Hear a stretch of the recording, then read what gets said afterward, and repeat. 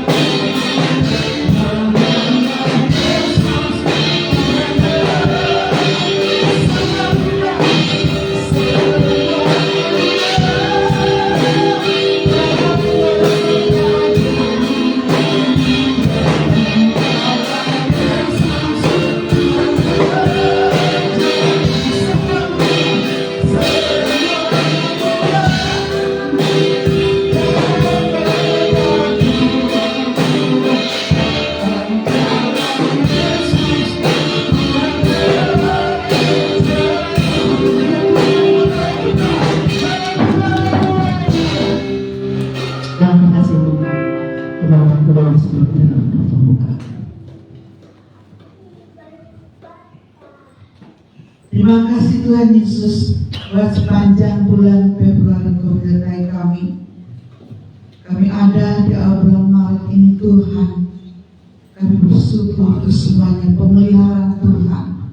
Engkau yang berikan kami kesehatan, sukacita. Engkau yang selalu hadir bersama kami. Pagi ini kami bersyukur di bait-Mu Tuhan, menyatakan bahwa Engkau hebat, bahwa Engkau dahsyat dalam hidup kami. Biarlah ibadah kami hari ini menyukakan hati-Mu Bapa. Engkau berkati hamba-hamba yang melayani di altar-Mu Tuhan. Kau memberkati yang song leader, yang singer, para pemusik-Mu Tuhan. Hamba bahkan firman Tuhan, bahkan bawa persembahan. Tuhan memberkati berlipat kali ganda. Biarlah Tuhan masa depan mereka Tuhan renda dengan baik ya Bapa. Sebab juga akan menikmati perjamuan kudus-Mu Tuhan sebagai tanda rasa cinta-Mu kepada kami. Biar kami terus mengenang bahwa Engkau telah rela mati bagi kami. Engkau telah memberikan nyawa-Mu Tuhan sehingga kami beroleh hidup yang kekal ya Bapa. Terima kasih. Biarlah ibadah kami hari Engkau berkati. Engkau berkati jemaat-Mu yang hadir dan juga yang ikut live streaming dimanapun berada. Biar mujizat-Mu yang terjadi, yang lemah dikuatkan, yang susah dihiburkan, bahkan yang sakit disembuhkan pagi ini di dalam nama Yesus. Biar kuasa Roh Kudus bertata di tengah ibadah kami dalam nama Yesus. Sukacita-Mu mengalir di tengah ibadah kami ya Bapa. Kami berdoa jikalau ada darah kegelapan mencoba mengambil sukacita kami pagi ini, kami tolak patahkan, hancurkan di dalam nama Yesus. Biarlah kemuliaan-Mu hadir di tengah ibadah kami. Amen. Terima kasih Tuhan Yesus. Kami serahkan ibadah kami dari awal pertengahan sampai selesainya ke dalam pimpinan-Mu saja. Dalam nama Yesus kami berdoa dan mengucap syukur. Haleluya. Amin. Halo, sebelum duduk Bapak Saudara boleh seorang kiri kami katakan selamat datang di rumah Tuhan.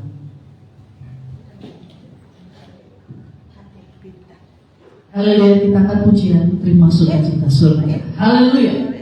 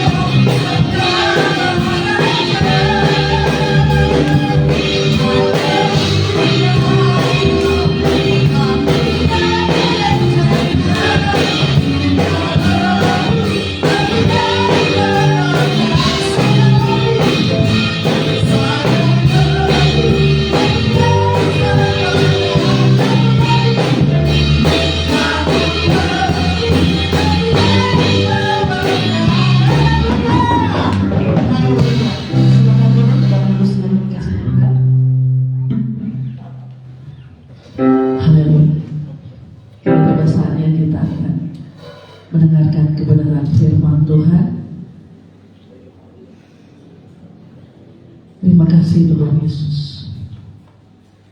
Biarlah pagi ini kami membuka hati kami lebih lagi Tuhan Yesus, karena kasih dan kebaikan Tuhan. Haleluya.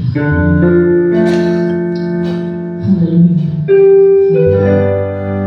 Kita angkat puji firman jadi manusia.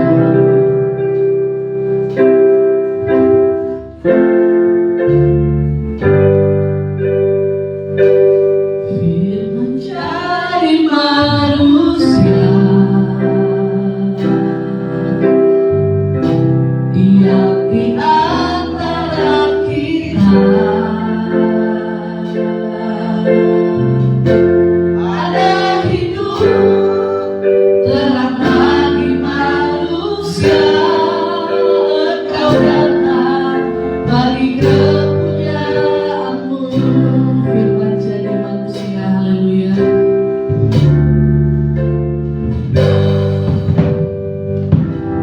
Firman jadi manusia, diam di antara kita. Ada hidup terang bagi manusia. Engkau datang bagi kepunyaanmu. Yesus, Yesus, Kaulah juru selamatku. Doaku Engkau buat bagiku. Tak pernah menyusahkan aku. Tapi-Mu bagi setiap jalan. Firman jadi manusia. Firman jadi manusia, diam di antara kita. Ada hidup terang bagi manusia. Engkau datang bagi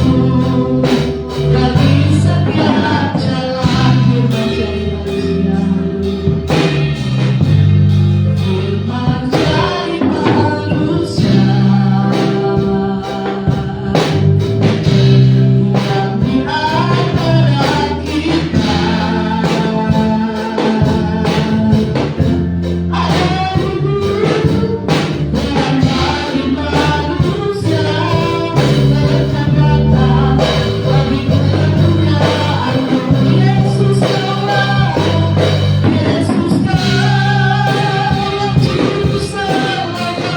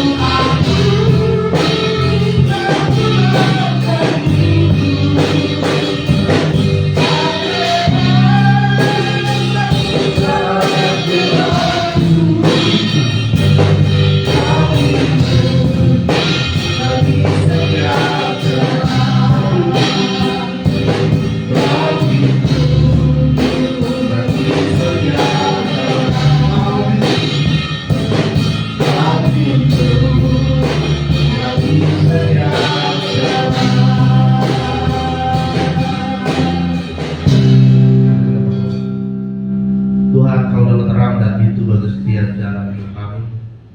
Ketika setiap pintu sudah tertutup, tetapi ada pintu Tuhan yang terbuka bagi kami. Setiap jalan sudah buntu dan tidak menemukannya, tetapi ada jalan Tuhan yang membawa kami kepada kebenaran.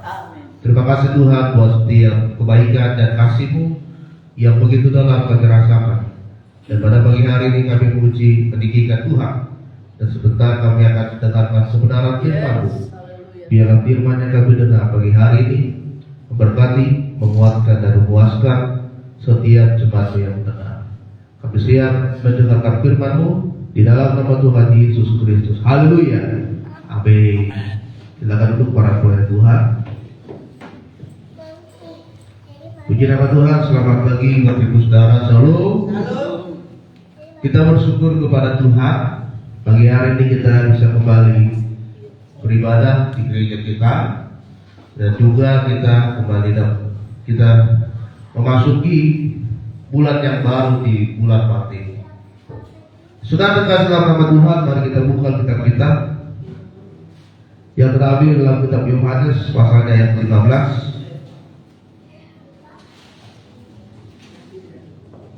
Kita akan baca dari ayat pertama sampai dengan ayatnya yang keempat. Yohanes pasal 15 ayat pertama sampai dengan ayat yang keempat.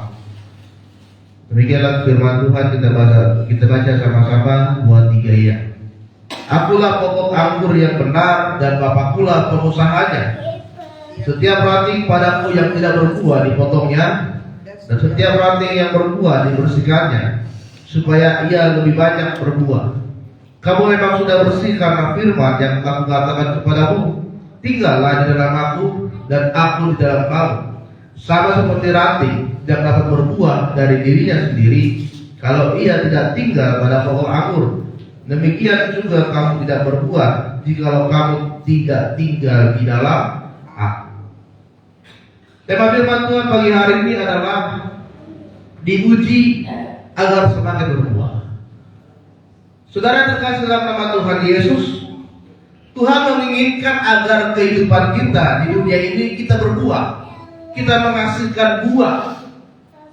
Buah yang dimaksud di dalam kitab Yohanes ini adalah bagaimana kita bisa menjadi berkat untuk banyak orang. Bagaimana kita membawa kemuliaan Tuhan. Bagaimana kita menjadi saksi Kristus. Dan kita menjadi teladan untuk orang lain. Itu sebabnya Yesus berkata, jika engkau tinggal di dalam aku, maka engkau akan menghasilkan buah. Dan buah itu dihasilkan di dalam kehidupan kita saat ini, saudara. Saudara terkasih dalam nama Tuhan, pohon mangga itu tidak akan bisa menikmati buahnya sendiri. Buah dari pohon mangga itu pasti akan dinikmati oleh orang lain yang menikmatinya. Ya. Bahkan saudara, kalau biasanya kita lihat ada buah mangga yang sudah matang gitu ya, kita lempar buahnya itu, tidak mungkin pohon itu akan membalasnya. Kita lempar buahnya, kemudian buahnya itu jatuh, dan buah mangga itu pasti kita juga yang menikmatinya. Tuhan menginginkan agar kita bisa menghasilkan buah yang bisa dinikmati oleh orang lain. Ada buah yang bisa dirasakan oleh orang lain, dan orang merasa diberkati dari buah yang dikeluarkan, yang kita lakukan di dalam kehidupan kita. Sebab itu Tuhan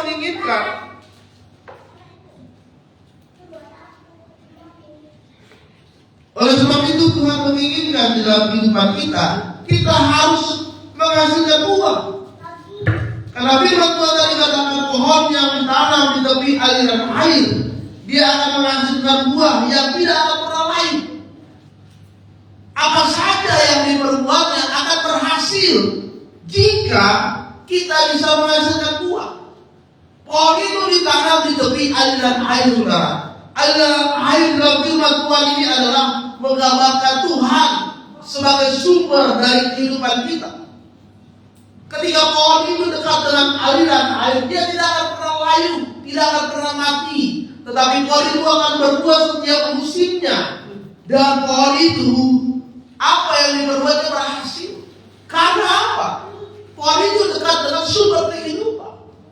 Saudara, jika saudara ingin menghasilkan buah dalam hidupmu saat ini, kita harus dekat dengan sumber kehidupan itu. Siapa? Tuhan kita sendiri. Karena firman Tuhan adalah, carilah dahulu kerajaan Allah dan kebenarannya, maka semuanya akan ditambahkan kepada kita. Kita cari Tuhan dulu, bukan cari dunia ini.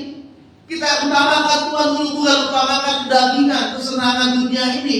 Maka ketika kita sudah mengutamakan Tuhan, maka kita akan melihat hasilnya, ada buahnya dari ketaatan dan kesetiaan kita kepada Tuhan. Saudara, apa yang Tuhan inginkan dihasilkan dalam hidup saudara? Yang pertama, Tuhan menginginkan adanya buah pertobatan. buah pertobatan yang sungguh-sungguh meninggalkan segala dosa kita saat ini, dan kita betul-betul merubah cara hidup kita menyerahkan diri kita sehingga kita bisa berada di dalam kekudusan. Tinggalkan dosa, tinggalkan kedagingan, dan hidup benar bersama dengan Tuhan. Buah itu yang saudara, yang Tuhan ingin lihat dari diri kita. Apakah pertobatan kita saat ini sudah sungguh-sungguh di hadapan Tuhan? Buah apa lagi yang Tuhan ingin lihat? Yang selanjutnya Tuhan ingin melihat adanya buah roh dalam hidup kita. Ada kasih, ada sukacita, ada damai sejahtera, ada kesabaran, ada kemurahan, ada kebaikan, kesetiaan, kelemah lembutan, dan penguasaan diri. Itu kita lakukan di dalam kehidupan kita. Buah yang Tuhan ingin lihat dalam hidup saudara adalah buah tentang Injil kebenaran. Apakah hidup kita sudah memberikan kesaksian tentang kebenaran di dalam Yesus kepada orang lain? Dan apakah kita sudah memenangkan banyak jiwa kita bawa kepada Tuhan? Karena nanti ketika Tuhan panggil saudara, Tuhan tidak tanya berapa harta yang sudah kau kumpulkan di dunia ini, berapa banyak rumahmu, berapa banyak mobilmu, berapa banyak gerejamu, bukan. Tapi yang Tuhan tanyakan, berapa jiwa yang sudah kau bawa kepadaku? Berapa banyak orang yang sudah mengenal aku? Berapa kali kau sudah bersaksi tentang aku? Itu yang Tuhan inginkan. Buah itulah yang Tuhan inginkan dalam hidup saudara. Dan untuk menghasilkan buah butuh proses, yaitu tentang keujian. Diuji. Ada proses saudara untuk bisa menghasilkan buah. Sama seperti sebuah pohon. Tidak mungkin ujuk-ujuk pohon itu bisa menghasilkan buah, enggak. Harus ditanam dulu, dibibit dulu, kemudian menghasilkan tunas. Pohon ini pun bertumbuh, disiram lagi, dipupuk lagi, sehingga terus bertumbuh. Dan ketika pohon ini sudah besar, sudah bertumbuh besar, maka pohon ini menghasilkan buah. Ada proses agar hidup kita ini bisa berbuah. Dan Tuhan saat ini sedang memproses kita. Apakah kita memiliki kehidupan yang taat uji? Makanya firman Tuhan tema ini pagi ini adalah diuji agar kita semakin berbuah. Saudara, pencobaan yang kita hadapi itu ada yang datang dari iblis. Dia ingin supaya menjatuhkan hidup kita. Tetapi saudara, ada tes ujian yang Tuhan berikan dalam hidup kita.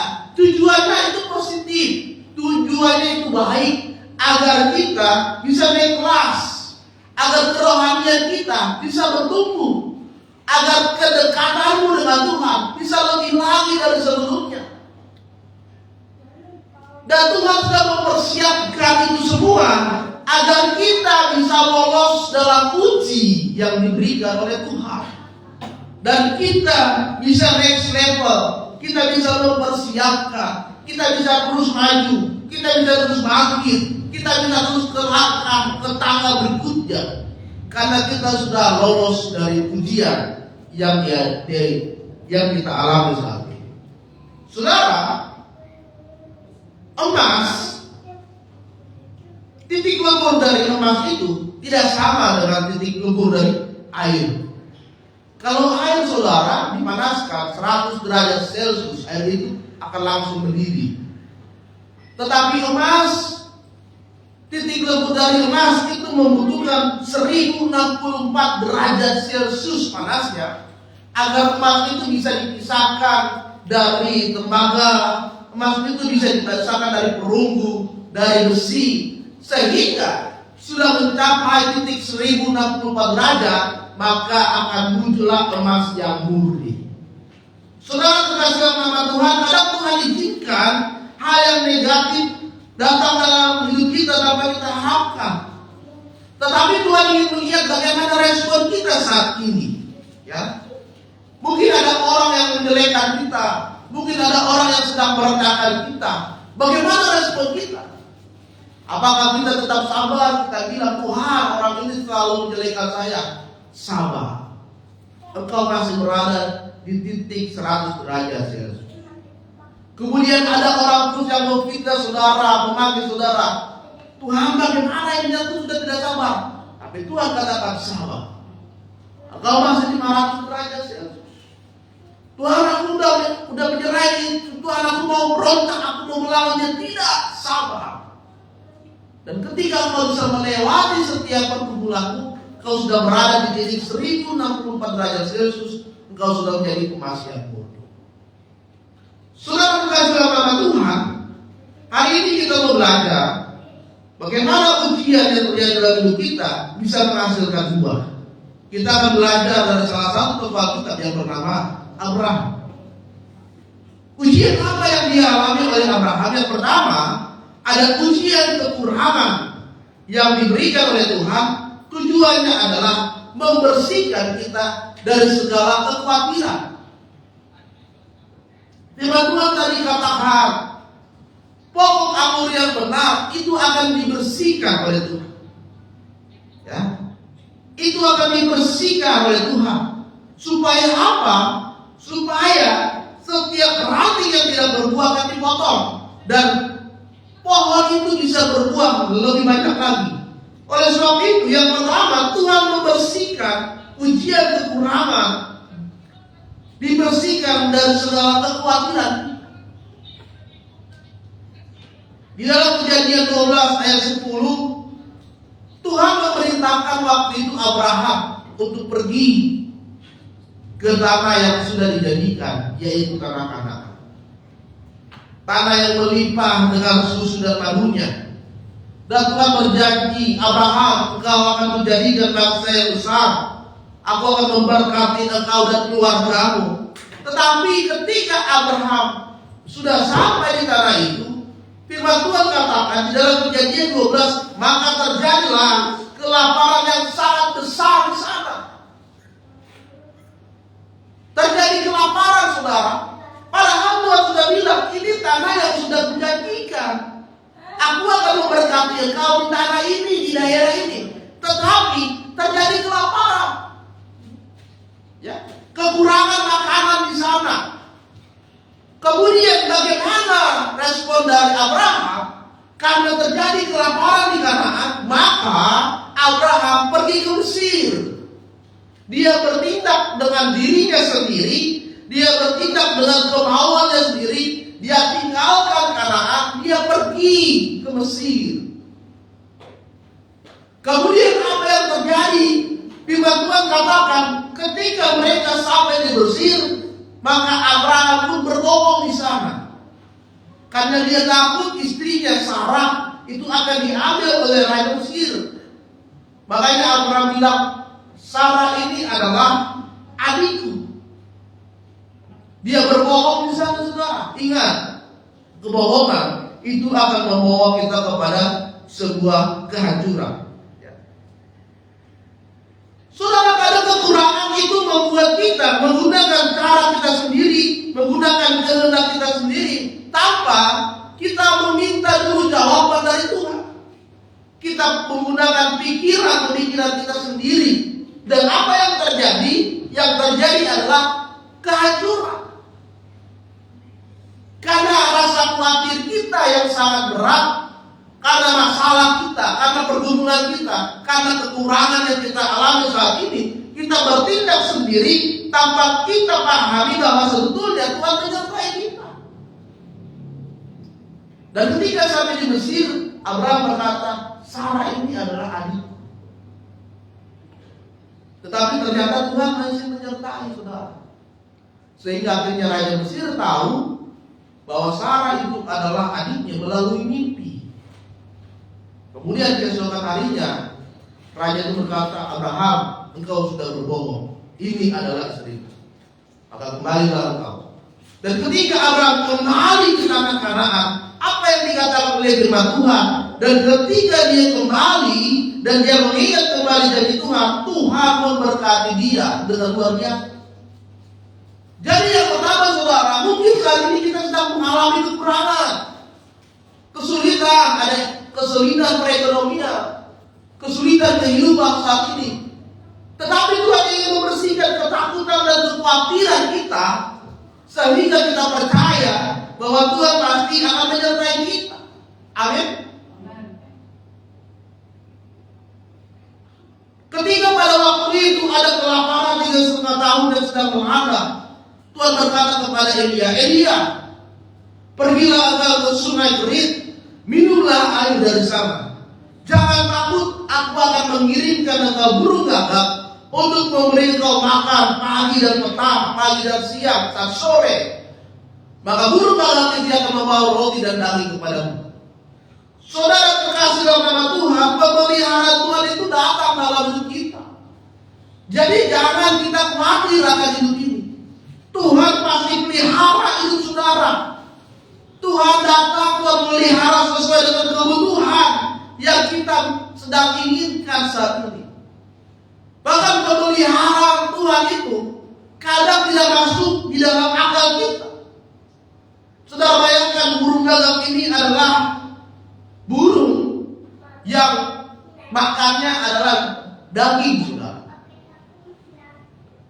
Tetapi kenapa pada saat itu burung gagak dia adalah pemakan daging, tetapi daging itu tidak dia makan dan dia kasih kepada Elia? Bagaimana Tuhan bisa menjinakkan burung ini sehingga daging yang ada di dalam mulutnya tidak dimakan, lalu diberikan kepada Elia? Itulah cara pemeliharaan kita, saudara, dalam hidup ini. Ya, karena Tuhan utus orang-orang yang tidak pernah kita pikir untuk menjadi saluran berkat untuk kita. Itu sebabnya kita jangan khawatir akan kekurangan yang kita miliki saat ini. Percayalah akan pemeliharaan Tuhan dalam hidup saudara. Amin. Kemudian Tuhan menyuruh Elia, "Pergilah engkau ke salah satu tempat rumah di daerah Sarfat. Ada seorang janda yang akan memberi makan engkau di sana." Ketika Elia sampai di Sarfat, ketemu dengan janda ini. Kemudian janda ini hanya memiliki segenggam tepung dan sedikit minyak. Lalu Elia berkata, "Berilah aku makan." Kemudian diolahlah tepung dan minyak ini menjadi roti, diberikanlah kepada Elia. Janda ini, saudara, dia memberkati Elia dengan kekurangan yang dia miliki, tapi dia tetap melakukan itu. Kemudian apa yang terjadi? Firman Tuhan katakan, setiap buli-bulinya itu dipenuhi dengan minyak, dan tepungnya itu tidak akan pernah habis, dan dia berkelimpah. Saudara terkasih dalam nama Tuhan, Tuhan rindu supaya kita hari ini jangan khawatir. Tuhan sedang menguji hidup kita dari setiap kekhawatiranmu, dari setiap kekuranganmu. Apakah engkau masih tetap percaya kepada pemeliharaan Tuhan? Amin. Yang kedua adalah Tuhan saat ini sedang menguji dari setiap kelimpahan yang kita sedang miliki saat ini. Ketika Elia kembali ke Kanaan, ketika Abraham kembali ke Kanaan, Tuhan memberkati Abraham. Hartanya melimpah, dombanya melimpah, lembunya, ternaknya juga melimpah. Dan pada saat itu keponakannya Lot juga diberkati oleh Tuhan. Ya. Lalu apa yang terjadi? Kemudian terjadilah perkelahian antara gembala-gembalanya Abraham dengan Lot. Karena tempatnya sudah kurang, sudah sempit. Terjadilah perkelahian antara kedua gembala ini. Ya. Karena saudara keluarga waktu susah hidup rukun, tetapi ketika sudah diberkati malah makin banyak yang berantem, memperebutkan harta, warisan, memperebutkan rumah tinggal dan yang lainnya. Ya. Saudara, ketika Tuhan sudah memberkati hidup kita, maka kita juga harus menjadi saluran berkat untuk orang lain. Jangan berkat yang Tuhan berikan itu menjadi dasar buat kita melakukan perselisihan kepada orang, melakukan kebencian kita kepada orang. Ya.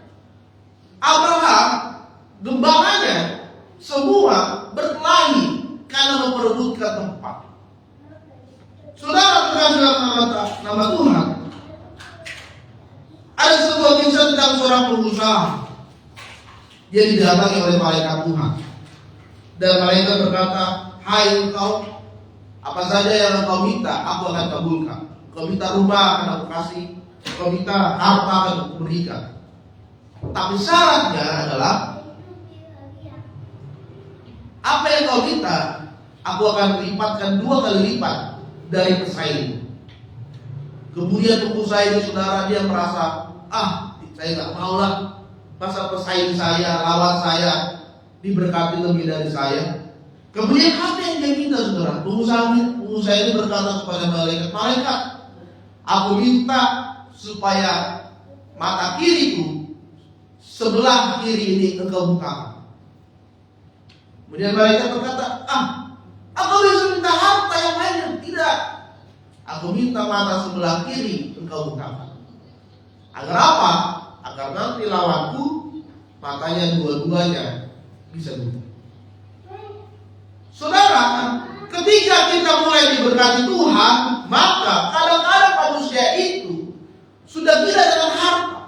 Yang diutamakan itu adalah harta, yang diutamakan adalah kekayaan, sehingga dia lupa akan Tuhan yang menjadi sumber yang memberikan harta itu kepada dia. Ya, saudara terkasih dalam nama Tuhan, ketika para gembala-gembalanya Abraham dan Lot berkelahi, apa yang dilakukan oleh Abraham? Abraham memanggil keponakannya, Lot, kita ini keluarga, kita harus selesaikan masalah itu. Udah, begini aja. Kalau kau ke kanan, aku ke kiri. Kalau kau ke kiri, aku ke kanan. Silakan kau yang pilih. Lalu Lot melihat di bawah lembah Sungai Yordan, itu daerahnya subur sekali. Kemudian dia berkata kepada Abraham, aku pergi ke lembah Sungai Yordan. Aku pergi ke timur, aku akan memilih di sana. Lalu Abraham bilang, kalau itu pilihanmu, silakan. Lalu pergilah lo, saudara. Dan Abraham masih tetap berada di sana. Apa yang terjadi? Ternyata di lembah Sungai Yordan yang dipilih Lot itu adalah kota Sodom dan Gomora. Kota yang penuh dengan dosa. Orang-orang yang berada di sana itu melakukan dosa. Tetapi apa yang terjadi dengan Abraham? Dia tetap tinggal di Kanaan, daerah yang banyak sekali padang pasir. Tetapi Tuhan berkata, Abraham, aku akan memberkati kita. Saudara terkasih dalam nama Tuhan, berkat yang Tuhan berikan di dalam hidup kita, itu adalah waktunya kita bersyukur kepada Tuhan. Kita diberkati oleh Tuhan, berarti kita juga harus mempersembahkan kembali berkat itu kepada Tuhan. Abraham diberkati Tuhan, dia melimpah hartanya, ternaknya pun banyak. Apa yang dilakukan Abraham? Dalam firman Tuhan dia katakan, Abraham mempersembahkan hasil keuntungannya kepada Melkisedek, Raja Salem, sebagai tanda syukur kepada Tuhan. Kadang-kadang saudara kita kurang bersyukur kepada Tuhan. Tuhan sudah kasih kita pekerjaan yang bagus. Tuhan sudah kasih cukupkan kebutuhan kehidupan kita sehari-hari. Tuhan sudah kasih kita uang yang lumayan cukup banyak. Kadang-kadang kita kurang bersyukur. Ada banyak orang yang sedang merindu tentang perpuluhan. Ada yang bilang perpuluhan itu tidak diwajibkan, tidak tertulis di Alkitab. Itu perpuluhan itu adalah perjanjian lama, perjanjian baru tidak membahas perpuluhan sekarang. Perpuluhan itu bukan berbicara tentang uang. Persembahan saudara setiap minggu bukan berbicara tentang uang, tetapi berbicara tentang pertumbuhan rohani kepada Tuhan.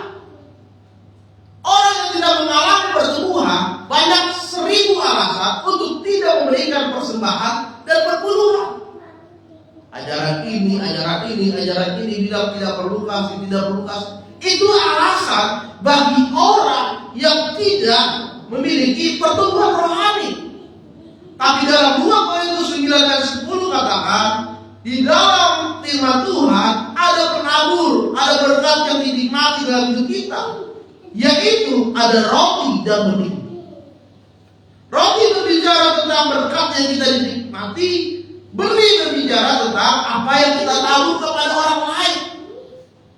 Saudara jangan hanya menjadi orang yang menikmati berkat Tuhan, tapi saudara tidak menabur benih kepada Tuhan dan kepada orang lain. Seorang petani, saudara, ya, ketika dia panen, dia tidak jual semua hasil panennya.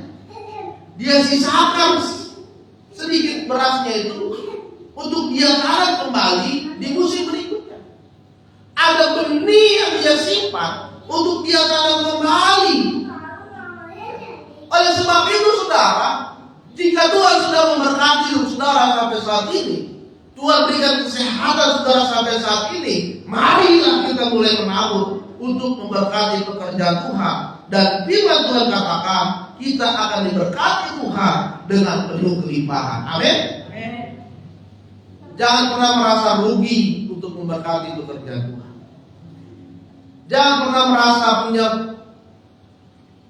cara pandang yang buruk ketika saudara kasih perpuluhan dan persembahan. Oh, itu buat pendetanya, oh itu buat gerejanya. Bukan. Perpuluhan dan persembahan itu adalah tanda saudara mengalami pertumbuhan rohani. Amin. Yang ketiga dan yang terakhir adalah ujian yang Tuhan berikan dalam hidup kita dan menghasilkan buah adalah bagaimana kekecewaan dibersihkan dari segala kepahitan yang kita alami saat ini. Saudara terkasih dalam nama Tuhan, ketika Abraham dan Lot sudah berpisah, dan pada saat itu saudara di Sodom dan di Gomora dikuasai oleh Raja Kedorlaomer, mereka ditindak, semua hartanya dirampas. Kemudian Lot bersama dengan anak dan istrinya, mereka ditahan. Apa yang dilakukan oleh Abraham? Saudara, Abraham bisa saja dia punya alasan kecewa kepada Lot karena dia begitu egois. Dia memilih lembah Sungai Yordan yang subur, dan sedangkan Abraham berada di padang pasir. Ya. Tetapi apa yang dilakukan oleh Abraham? Dia mengampuni Lot. Ketika dia dengar bahwa keponakannya itu sedang ditahan oleh Raja Kedorlaomer, dia menurunkan 318 pasukan terbaik yang dia miliki untuk membebaskan Lot. Dan 318 pasukan ini berhasil mengeluarkan Lot dan berhasil mengalahkan pasukan dari kerajaan Kedorlaomer, dan akhirnya Lot itu bisa kembali. Saudara terkasih dalam nama Tuhan, kadang-kadang orang yang mengecewakan kita bukan orang yang jauh, tapi orang yang dekat dengan kita. Kadang suami kita, istri kita, orang tua kita, anak kita, kakak kita, adik kita. Kadang mereka yang mengecewakan hidup kita. Tapi firman Tuhan katakan, kita harus lepaskan segala kepahitan dan kita mulai mengampuni mereka. Amin. Kepahitan saudara akan menimbulkan banyak penyakit dalam hidup saudara. Sakit hati, dendam, kekecewaan akan menimbulkan segala penyakit dalam hidup saudara. Salah satu riset penelitian di Amerika mengatakan, orang yang kecewa, orang yang mengalami kepahitan, maka akan meningkatkan risiko penyakit jantung, depresi, tekanan darah tinggi, bahkan kanker. Awalnya dari kepahitan, awalnya dari kebencian, maka timbul segala penyakit dalam hidup saudara. Oleh sebab itu saudara, mari kita mulai mengampuni setiap orang yang bersalah dalam hidup kita. Ada sebuah kisah tentang seorang hamba yang berutang kepada raja. Dia berutang 10.000 talenta. Kemudian rajanya berkata, panggil dia. Lalu hamba ini berkata, raja, sambil sujud, dia menyembah kepada raja ini dan berkata, raja, saya tidak punya uang untuk melunasi itu semua. Lalu raja dia merasa iba dan kasihan kepada hamba ini, dan raja berkata, baik, kalau begitu hutangmu aku bebaskan. Ketika hamba ini sudah keluar dari istana, kemudian dia melihat ada orang yang pernah berhutang sama dia. Tidak banyak, hanya 100 dinar. Lalu orang ini berkata, hei, aku masih punya hutang 100 dinar kepadaku, bayar sekarang. Lalu dia berkata, aku tidak punya uang untuk melunasi hutang itu. Tidak, harus kau bayar sekarang. Kalau tidak, aku akan laporkan dan kau dimasukkan ke dalam penjara.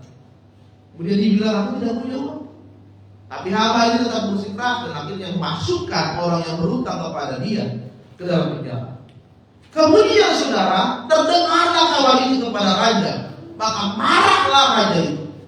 Dia panggil kembali hambanya dan raja itu berkata, hai kamu, aku sudah melunasi semua hutangmu, tetapi kenapa engkau masih menagih hutang kepada orang lain? Maka dari sekarang masukkan dia ke dalam penjara.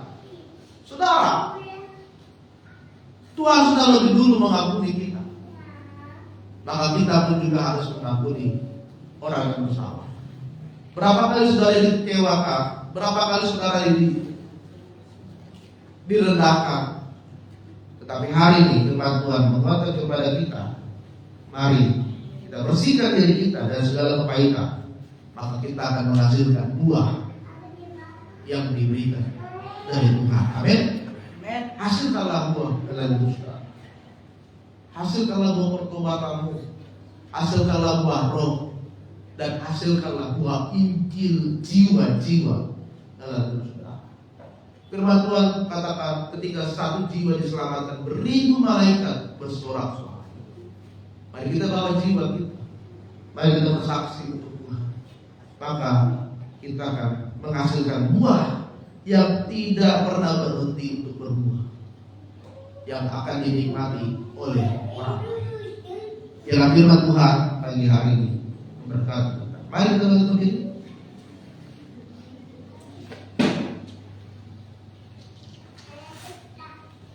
Kita akan masuk dalam perjamuan kudus.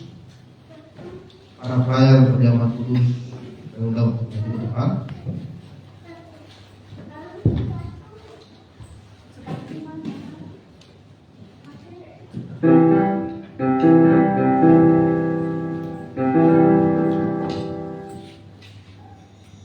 Kita berikan pujian kasih yang terindah, karya terbesar.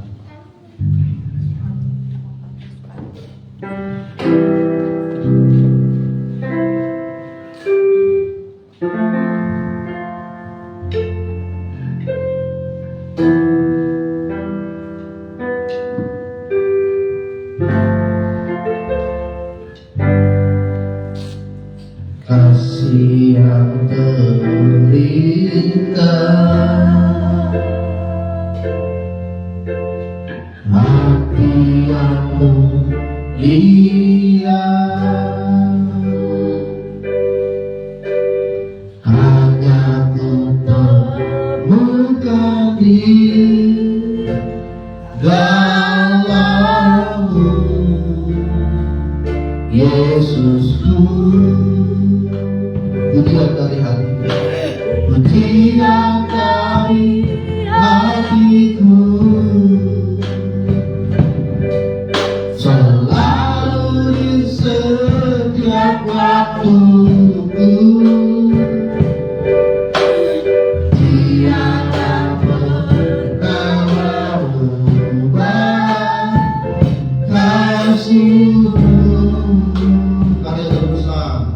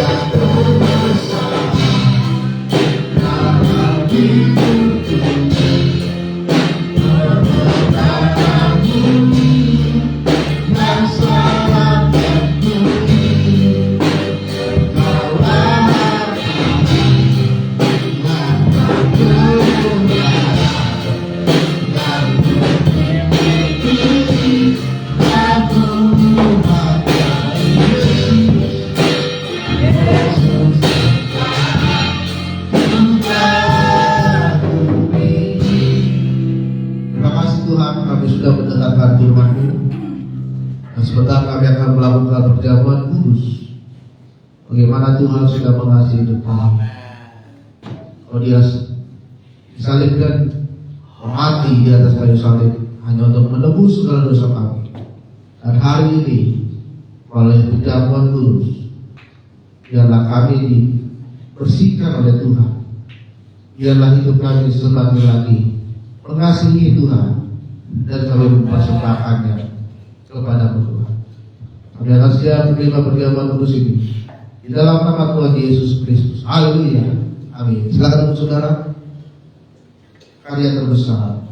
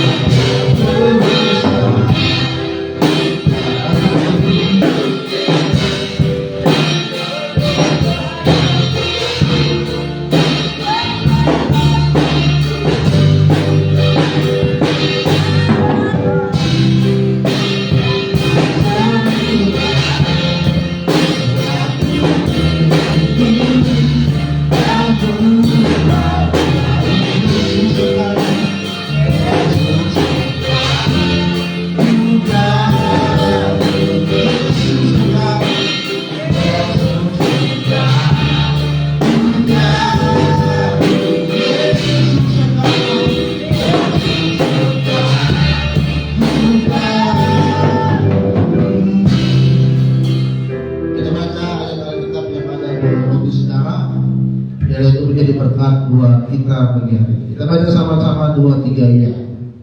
Iman timbul dari pendengar, dan pendengaran oleh firman.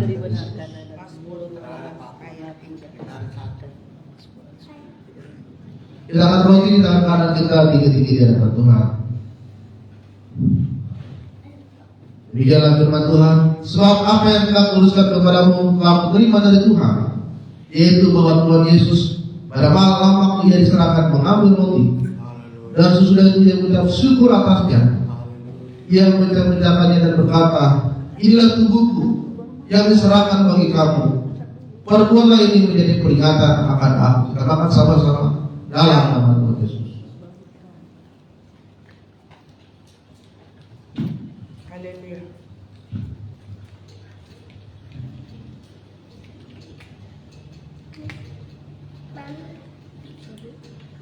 Kita akan sama kita di hadapan Tuhan.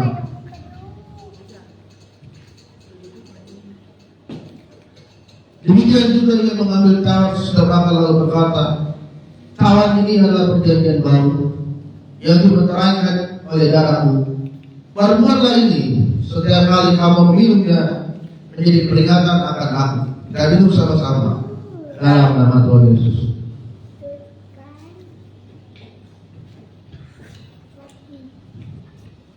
Mari kita sembah Tuhan. Haleluya, haleluya.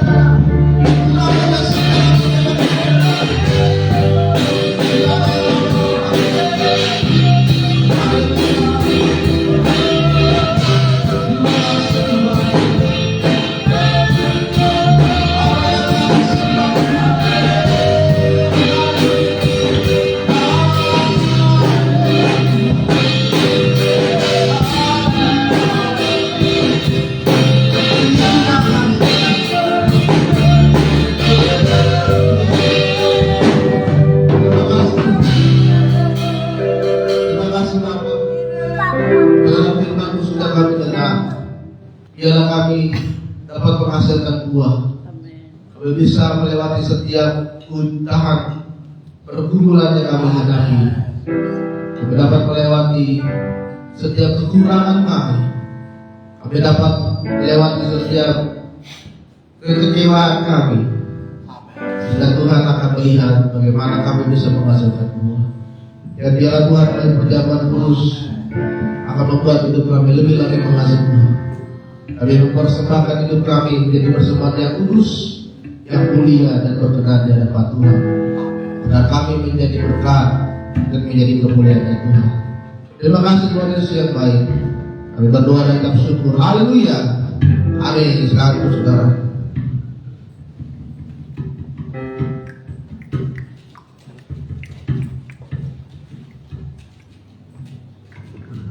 Haleluya, saya percaya kita diberkati dengan kebenaran firman Tuhan. Amin. Bapak Ibu Saudara, kita akan memberikan yang terbaik buat Tuhan. Pada pagi hari ini kita angkat kepala kita berdoa. Terima kasih ya Tuhan Yesus atas kasih dan kebaikan-Mu, firman-Mu yang menguatkan setiap kami. Sebentar kami akan memberi, Tuhan yang memberkati setiap kami. Biarlah kami memberi dengan penuh sukacita dan dengan penuh ucapan syukur. Kami akan memberi di dalam nama Tuhan Yesus. Haleluya. Amin. Sambil memberi kita akan pujian segala puji syukur dan kepada Tuhan.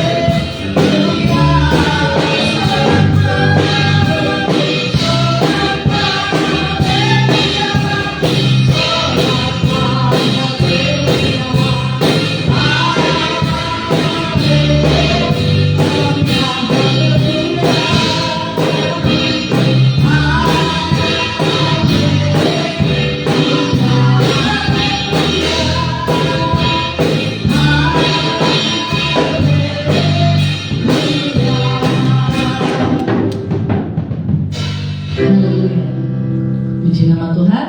Kita akan mendengarkan pengumuman untuk warta sepekan minggu ini. Bapak Ibu Saudara, minggu depan tetap berjalan seperti biasa. Ibadah kita jam 7 pagi di IGB Sangkakala Impact Church. Bapak Ibu Saudara boleh datang merasakan hadirat dan kuasa Tuhan di daerah Kampung Cengkareng. Boleh mengunjungi Facebook, YouTube, di sana ada alamat lengkapnya. Haleluya, kita akan mengakhiri ibadah kita pada siang hari ini. Sedang lewat waktu. Saya untuk bangkit berdiri. Terima kasih Tuhan. Haleluya. How great is our God. Sing with me, how great is our God. And all sing how great, how great.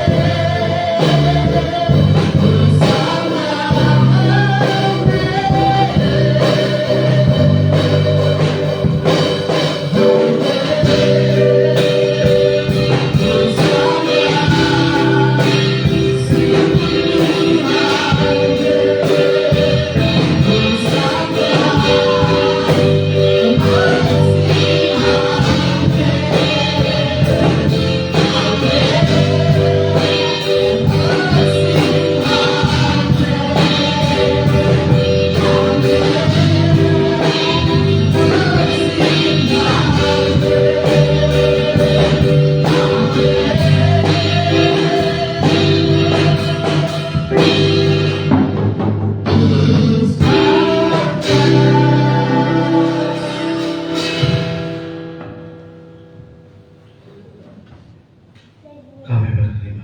Tuhan, atas ibadah yang kami lakukan hari ini, kami telah mendengarkan firman-Mu, urapan yang terjadi lewat hamba-Mu yang memberitakan firman-Mu. Kami telah melakukan ucapan kudus, darah Yesus telah menyucikan kami, tubuh-Mu telah hancur buat kami. Itu sebabnya hari ini kami mengalami kemenangan demi kemenangan. Berkati gereja-Mu ini ya Tuhan. Amin. Jadikan gereja-Mu ini Yes. semakin hari Amin. semakin dipenuhi dengan puji. Terima kasih Bapak. Sebentar kami akan pulang. Biar tangan Tuhan yang penuh kuasa menjaga dan memberkati kami. Saudara yang dikasih, angkatlah tanganmu, pulanglah dan terimalah anugerah dan damai sejahtera dalam cinta kasih dari Yesus Kristus serta tuntunan Kudus menyertai kita pagi ini sampai selama-lamanya. Kiranya